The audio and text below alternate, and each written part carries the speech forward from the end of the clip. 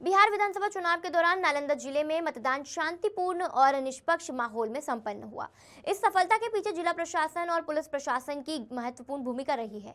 लेकिन इस चुनाव में एक ऐसी घटना सामने आई है जिसमें पूरे जिले को गर्व से भर दिया, जब मातृत्व शक्ति ने प्रशासनिक निष्ठा की मिसाल पेश की। दरअसल हिलसा अनुमंडल में पदस्थापित DCLR रश्मि कुमारी ने प्रसव काल के अंतिम चरण में होते हुए भी अपने कर्तव्य का निर्वहन किया।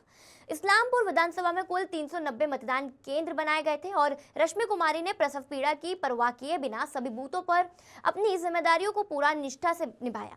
जहां चुनावी ड्यूटी से बचने के लिए कई अधिकारी बहाने बनाते हैं, वहीं DCLR रश्मि कुमारी ने प्रसव जैसी गंभीर अवस्था में भी लोकतंत्र के इस महापर्व को सर्वोच्च प्राथमिकता दी। उनकी जिम्मेदारी और जज्बा पूरा नालंदा जिले में चर्चा का विषय बना हुआ है। रश्मि कुमारी ने बताया कि यह उनका पहला चुनावी अनुभव था और वे इससे कुछ सीखने की इच्छा रखती थी। उन्होंने कहा कि ये लोकतंत्र का महापर्व है। मैं नहीं चाहती थी कि मेरे कारण प्रशासनिक कार्यों में कोई कमी रह जाए। प्रसव पीड़ा जरूर थी, लेकिन कर्तव्य पहले था। मतदान की प्रक्रिया पूरे होने के बाद भी वे तब तक डटी रही जब तक कि EVM मशीनें नालंदा कॉलेज बिहार शरीफ के संग्रह केंद्र में सुरक्षित जमा नहीं हो गई। EVM जमा करने के तुरंत बाद वे सीधे अस्पताल पहुंची, जहां उन्होंने एक स्वस्थ बच्ची को जन्म दिया। उनकी इस संपूर्ण भावना की हर कोई सराहना कर रहा है। परिवार, प्रशासनिक अधिकारी और आम जनता सभी उनके जज्बे को सलाम कर रहे हैं। रश्मि कुमारी की यह कहानी न केवल एक महिला अधिकारी की कर्तव्य निष्ठा का प्रतीक है, बल्कि यह भी साबित करती है कि मातृत्व और सेवा भावना जब एक साथ आती है तो असंभव भी संभव हो जाता है।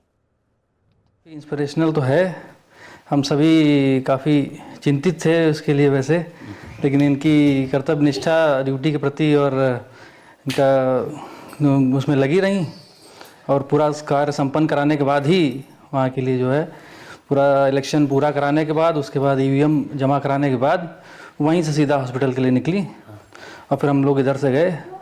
तो काफ़ी हिम्मत और बहादुरी का काम किया है। अच्छा, ये अभी नमस्कार, मेरा नाम रश्मि कुमारी है। मैं DCLR हिलसा और रिटर्निंग ऑफिसर 174 इस्लामपुर विधानसभा क्षेत्र की, जिला नालंदा। जैसा कि मैंने बताया कि मैंने ये पूरा इलेक्शन का प्रोसेस जो है अपने प्रेगनेंसी काल में करवाया। मैं जब यहाँ आई तब SIR की प्रक्रिया चल रही थी। मैंने SIR में अपना पूरा योगदान दिया। उस दौरान क्षेत्र में भ्रमण भी किया। इस्लामपुर विधानसभा क्षेत्र में कुल 390 बूथ हैं। जितना संभव हुआ मैंने उतने बूथ्स को विजिट किया। वहाँ पे AMF फैसिलिटीज़ की जांच की।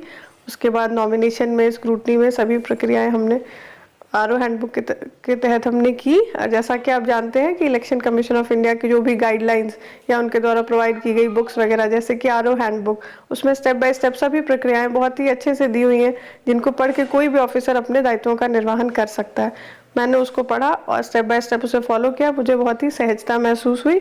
और जो उनके सॉफ्टवेयर भी हैं या फिर ECI की ऐप है, जैसे कि ECI नेट या फिर एनकोर, वो बहुत ही यूज़र फ्रेंडली है। कोई भी आराम से उनका इस्तेमाल कर सकता है और स्टेप बाय स्टेप सारे प्रक्रियाओं को फॉलो कर सकते हैं।